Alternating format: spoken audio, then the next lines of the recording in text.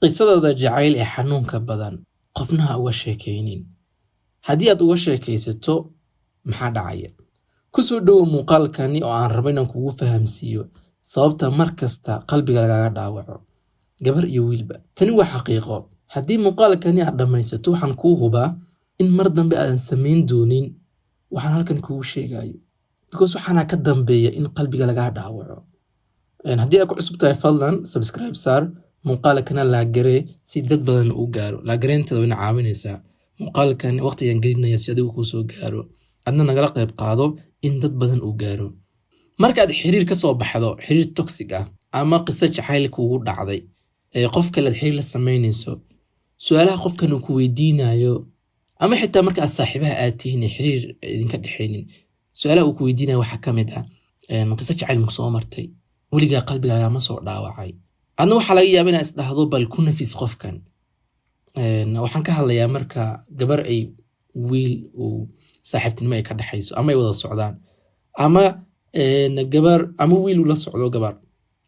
Soo qofkan markuu ku weydiinayo su'aal la mid ah weligaa xiriir ma soo samaysay, waxaad is weydiisaa qofkan muxuu ka damacsan yahay inuu ogaado. Adna waxaa laga yaabaa inaad ugu jawaabtid haa waan soo sameeyey, ninkaasi sidaas uu yeelay, qalbiga uga dhaawacay, wuu i bahdilay, waa jeclaa.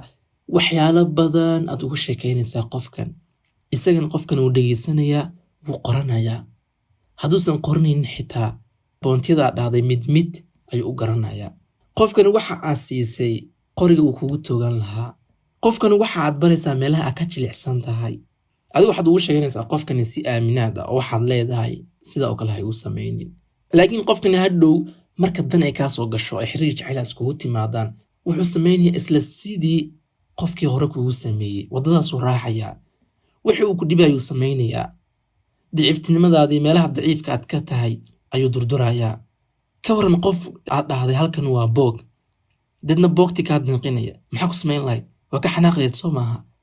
Sidaasay la mid tahay marka qof aad uga sheekayso meelaha daciifka aad ka tahay, meelaha ka xanuunsatid, meelaha aan cabta in lagaa soo maro.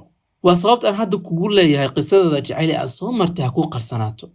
Qofkan waxaad ku dhahdaa no, caadayaan ahaa, waa soo maray laakiin xiise badan uma sii haynin. Hadda qofkani waxba kaama ogaanayo in lagu soo dhaawacay, in qalbiga lagaa soo jibiyey, meelaha daciifka aad ma ogaanayo hadda.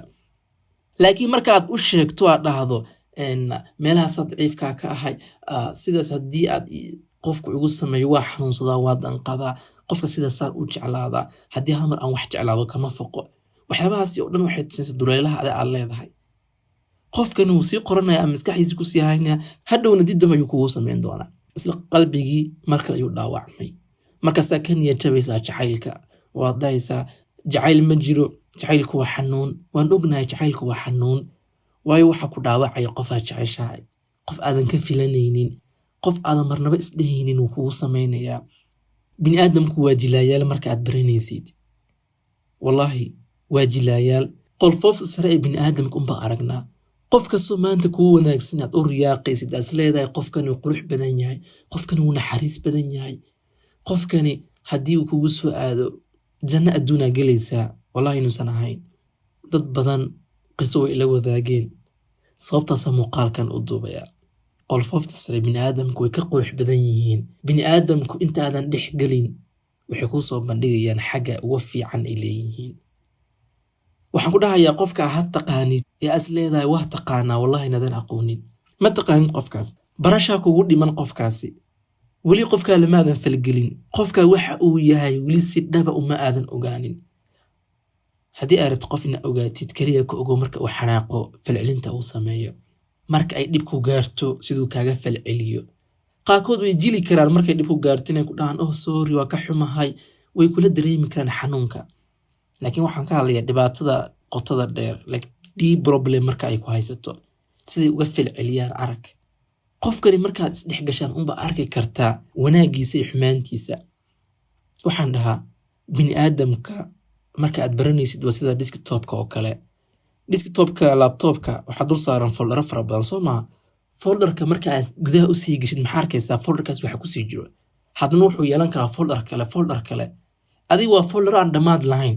Bini'aadamkan waa sida qofna boqolkiiba boqol uma dhihi kartid qofkani waa aqaana, qofka naftiida ku aamini karaa. No, wax isla reebo. haddii aad ku aaminayso konton ku aamin, waxa aragtay inuu kasii fiican yahay 70 ku aamin. kaagama dhigaayo in xiriirka toxic uu yahay sida had TikTok ay ka socoto. haddii TikTok aad furato maanta aad daawatid, qofkas wuu qalbi jabsan yahay, qofkas wuu ooynaya, qofkas waa la soo dhaawacay, qofkas waa la qiyaamay. xitaa kuwii isguursaday ayaa iska heli waayey waxa isku doorteen. jacaylkii mobilka laga jilaayay marka guriga la tagay wax kale isku bedelay, because cidna isma aqoonin. mobilkii kaliya jiliin bay ahayd, runta lama gungaarin.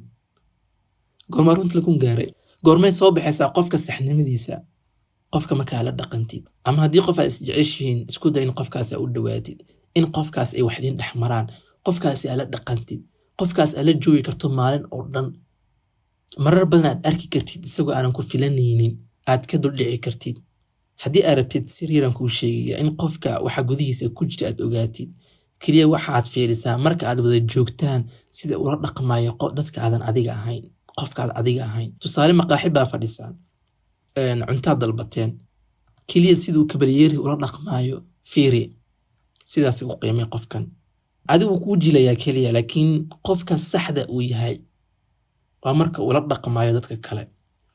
laakiin adigu waa lagu jili karaa, waxaa iska kaa dhigi karaa qofka ugu fiican, the best one. adna waxaa ku waalanaysaa he's the best or she's the best. no, dareenka aad u qabtid unbaa best ka dhigaya, dareenka u qabtid unbaa qurxinaya. ma is aragtay qofaas si dhaba u jeclayd, dadkaad ka gaaryeelan jirtay, dunidaad ugu jeclayd, waqti yar aadan ka mogaan karin, markaa isku dhacdeen oo ay kasoo wareegtay sanado badan ama waqti badan, aad dib ugu laabatay hadda is leedahay makan baa jeclayd ama si tamayaa jeclayd, oo ma quruxsana, maxaa ku jeclaatay, maxaa qaldanaa markaasi? su'aalo badanaa qalbi isweydiinaysaa, xitaa jawaabo qaarkood uma heli kartid, adaa isla yaabaya. sababtu maxay tahay? dareenka qofkani xaggiisa ahaa uu dhammaaday. dareenku wuu dhammaadaa oo dhintaa. dareenku weligiis sidiisa qof uma ahaanaysid, weligaa qof dareen uma haynaysid ilaa qofkani dareenka u barbaariya mooye. dareenka haddii la barbaariyo wuu jiraa, laakiin haddii aan la barbaarinin oo la garaynin oo waqti la siinin, wuu dhintaa. dareenka hadduu dhintana qofka sidaad u arkaysid waxbaa iska bedelaya. waa idinla hadlayaa weliba si wacan oo wanaagsan qisada xanuunka badan ee jacaylka idin soo martay, cidnaha uga sheekeynina. sidoo kale qofnaha uga sheekeynin waxyaabaha aad xiisayso, waxyaabaha aad jeceshahay.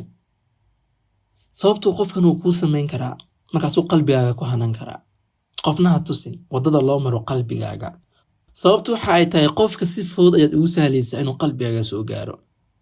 ka waran haddii aad luqadeeda jecel waxaa waaye attachmentiga, luqadeeda jecel waxaa waaye ina eryo wanaagsan la dhaho, luqadeeda jecel waxaa waaye waxsiinta, luqadeeda jecel waxaa waaye hadiyadda. qofkani markaad intaas dhahday waxa aad siisay wadadii u mari lahaa qalbigaaga, wuu samaynayaa, qalbigaagan wuu soo gaarayaa, kadib wuu ku dhaawacayaa. waa adigoo siiyey furaha uu ku furan lahaa qalbigaaga, kadibna sida uu doono uu ka yeeshay. ma rabo in muuqaalka aan dheereeyo, laakiin waxaan kusoo gonaanadayaa qofna ma taqaanid si 100% ah. marka wax jeclaanaysid wax iskula har, hana uga sheekeenin dadkan ama qofkani xiriirka idinka dhexayn doono wax waliba adiga kugu saabsan. waa inay jirtaa wax ka qarsoon, ka qari meelaha daciifkaad ka tahay ilaa isaga uu ogaado mooye. marmarka qaarna u bandhig waxyaabaha aad jeceshahay, laakiin ma aan waxyaabaha sida deeply u jeceshahay. qofkani isaga ha sameeyo, dadaal ha ka baxo. qofka marka uu dadaal bixiyo inuu qalbigaaga soo gaaro waa qalad, umana qalantid. nolow oo jacayl kula nolow noloshaada, qalbigaagana qofna si ciyaar ha ku siinin.